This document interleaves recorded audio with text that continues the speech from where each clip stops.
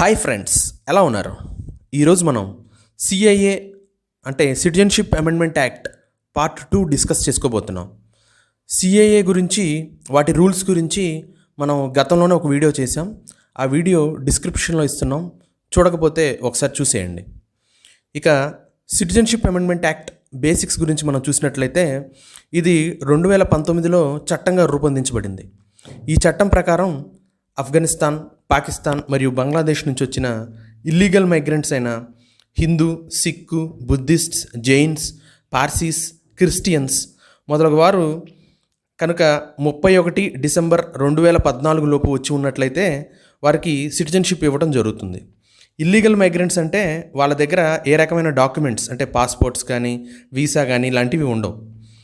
ఈ చట్టం ద్వారా గతంలో సిటిజన్షిప్ ఇచ్చే పద్ధతి అయిన న్యాచురలైజేషన్ అనే విధానంలో 11 సంవత్సరాలని ఈ సిటిజన్షిప్ అమెండ్మెంట్ యాక్ట్లో కుదించి దాన్ని కేవలం 5 సంవత్సరాలుగా మార్చారు. అంటే ఆ అప్లికెంట్ ఇండియాలో కంటిన్యూస్గా 5 సంవత్సరాల పాటు ఉన్నట్లయితే అతనికి సిటిజన్షిప్ వస్తుంది.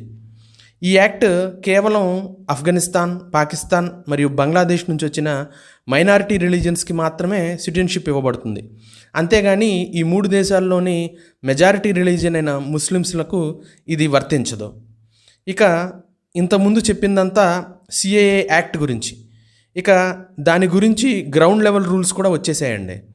ఈ రూల్స్ ప్రకారం భారతదేశ సిటిజన్షిప్ కోరుకున్న ఇల్లీగల్ మైగ్రెంట్స్ అంటే ఈ రూల్స్ అన్నీ అతనికి సరిపోయినట్లయితే అతను ఆన్లైన్ మోడ్లో సిటిజన్షిప్కి అప్లై చేసుకోవచ్చు. దీనికోసం ఇండియన్ సిటిజన్షిప్ online.nic.in వెబ్ పోర్టల్లో కానీ లేదా సిఐఏ 2019 అనే ఒక యాప్ కూడా అందుబాటులో ఉందని కేంద్ర హోంశాఖ తమ ట్విట్టర్ ఖాతాలో తెలియజేసింది. అందులో ఒక ప్రొఫార్మా వస్తుంది. అది ఓపెన్ చేసి వివరాలు నింపినట్లయితే ఆ అప్లికేషన్ని హోంశాఖ నియమించిన అధికారులు పరిశీలిస్తారు. వాస్తవానికి సిఐఏ గ్రౌండ్ రూల్స్ ఈ టైంలో వచ్చినప్పటికీ కొన్ని రాష్ట్రాలైన గుజరాత్, రాజస్థాన్, ఛత్తీస్గఢ్, హర్యానా, పంజాబ్, మధ్యప్రదేశ్, యూపీ, ఢిల్లీ, మహారాష్ట్ర రాష్ట్రాలకు సంబంధించి 30 మంది డిస్ట్రిక్ట్ మ్యాజిస్ట్రేట్లు మరియు హోమ్ సెక్రటరీలకి ఈ సిఐఏ ప్రకారం ఎవరైనా అర్హులైన వారు ఉంటే వారికి సిటిజన్షిప్ ఇవ్వమని ఎప్పుడో ఆల్రెడీ పవర్స్ ఇవ్వడం జరిగింది. మనం గత వీడియోలో డిస్కస్ చేసినట్లుగానే ఇది సిటిజన్షిప్ అమెండ్మెంట్ యాక్ట్ అమల్లో రావడానికి కొంత జాప్యం జరిగింది. దానికి కారణం కొన్ని రాష్ట్రాల్లో తీవ్ర వ్యతిరేకత ఉండటం. మరీ ముఖ్యంగా వెస్ట్ బెంగాల్, అస్సాం, త్రిపుర వంటి రాష్ట్రాల్లో సిఏఏ యాక్ట్ మీద తీవ్రమైన వ్యతిరేకత ఉంది. ఇక ఈ విషయంపై విపక్షాలు ఏమంటున్నాయంటే, వెస్ట్ బెంగాల్కి చెందిన మమతా బెనర్జీ గారు మాట్లాడుతూ, మేము ఈ యాక్ట్ని తీవ్రంగా వ్యతిరేకిస్తున్నామని, ఇది వివిధ వర్గాల ప్రజల మధ్య చిచ్చు పెట్టే విధంగా ఉందని ఆమె పేర్కొన్నారు. ఇక కాంగ్రెస్ మాట్లాడుతూ, ఈ యాక్ట్ ద్వారా బీజేపీ వారు రాజకీయంగా లబ్ధి పొందాలని చూస్తున్నారని, ఈ రూల్స్ విడుదల చేసిన టైమింగ్ కూడా కరెక్ట్ కాదని, అంతేకాక ఎలక్టరల్ బాండ్స్ గురించి వివాదం జరుగుతున్న ఈ సందర్భంలో దాన్ని పక్కదారి పట్టించేందుకు కూడా ఈ విషయాన్ని వాడుతున్నారని వారు ఆరోపించారు. ఇక ఈ విషయంపై అమిత్ షా గారు మాట్లాడుతూ, మతపరమైన హింసను ఎదుర్కొన్న వారికి ఆశ్రయం కల్పించడం మన బాధ్యత, కనుకే పార్సీలు మరియు క్రిస్టియన్లకు కూడా ఈ అవకాశం కల్పించబడిందని తెలిపారు.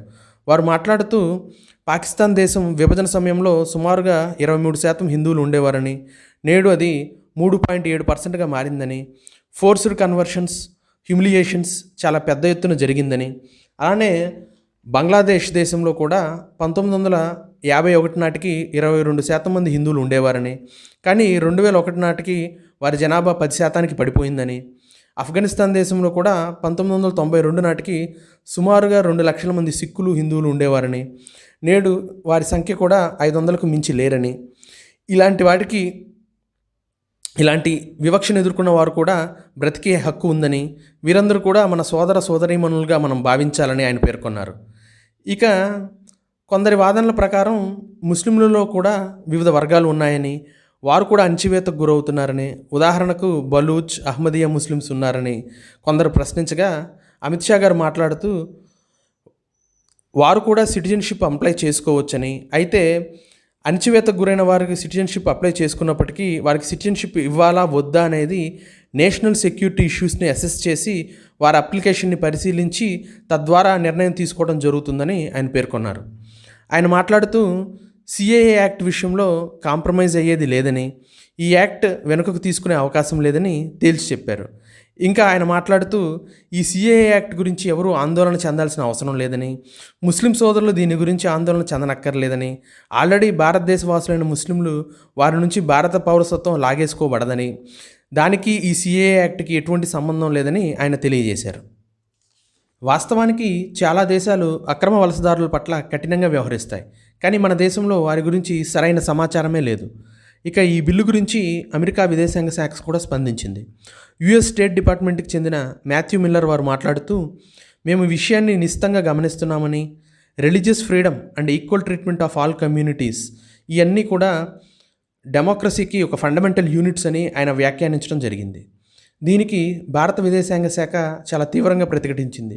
ఇది ఇండియా యొక్క ఇంటర్నల్ మ్యాటర్ అని, ఇది ఇండియా యొక్క long standing commitment to human rights అని తెలియజేశారు. దేశ విభజన పరిస్థితులు, దాని తర్వాత పరిణామాల గురించి అవగాహన లేకుండా మాట్లాడటం తగదని, మరీ ముఖ్యంగా డోంట్ లెక్చర్ అజ్ అని తీవ్రంగా బదిలివ్వటం జరిగింది. మ్యారీ మిల్బెన్ అనే ఒక అమెరికన్ సింగర్ మరియు యాక్టర్ మాట్లాడుతూ, ఇండియా చాలా మంచి నిర్ణయం తీసుకుందని, మరీ ముఖ్యంగా ఈ సిఏఏ యాక్ట్ ద్వారా రిలీజియస్ ఫ్రీడమ్ మరియు శాంతి కోరుకునే వారికి ఇది ఒక పాత్వే అని ఆమె వ్యాఖ్యానించడం జరిగింది. ఈ విషయంపై మరీ ముఖ్యంగా అమెరికా మరియు బిడెన్ సర్కారు కొద్దిగా ఆలోచించి ముందుకు వెళ్ళాలని, సిఏఏ అనేది ట్రూ యాక్ట్ ఆఫ్ డెమోక్రసీ అని ఆమె సిఏఏకి సపోర్టుగా వ్యాఖ్యానించడం జరిగింది. సిఏఏ, ఎన్ఆర్సీ అండ్ ఎన్పిఆర్ మధ్య బేసిక్ డిఫరెన్స్ మనం గమనించినట్లయితే, ఎన్ఆర్సీ అంటే నేషనల్ రిజిస్టర్ ఆఫ్ సిటిజన్స్. ఇది ఒక రిజిస్టర్ లాంటిది. దీని ప్రకారం ప్రతి భారతీయ పౌరుడి జాబితా ఇందులో ఉంటుంది. మరీ ముఖ్యంగా మళ్ళీ చెప్తున్నానండి, ప్రతి భారతీయ పౌరుడి జాబితా ఇందులో ఉంటుంది. అదే ఎన్పిఆర్ అంటే నేషనల్ పాపులేషన్ రిజిస్టర్. ఈ రిజిస్టర్లో it is a register with detailed records of all people. అంటే వాళ్ళు ఇందులో both citizens and non citizens in any rural and urban areas of India. అంటే దీని అర్థం ఏంటంటే, భారతదేశంలో సిటిజన్స్తో పాటు నాన్ సిటిజన్స్ కూడా ఉన్న వాళ్ళు ఉంటారు కదా, వాళ్ళ తాలూకు రికార్డులు కూడా ఇందులో ఉంటాయి. గట్టిగా మాట్లాడితే భారతదేశంలో ఉండే 6 నెలలు దాటి ఒకే ప్రాంతంలో ఉన్న ఫారినర్స్ రికార్డు కూడా ఇందులో ఉంటుంది. కానీ ఎన్ఆర్సీలో కేవలం సిటిజన్షిప్ జాబితా మాత్రమే ఉంటుంది. ఒక రకంగా చెప్పాలంటే ఎన్ఆర్సీ రిజిస్టర్ తయారు చేయడానికి ఎన్పిఆర్ అనేది, అంటే నేషనల్ పాపులేషన్ రిజిస్టర్ అనేది ఫస్ట్ స్టెప్ అనుకోవచ్చు. That's all for today. Thank you friends. Please subscribe our channel.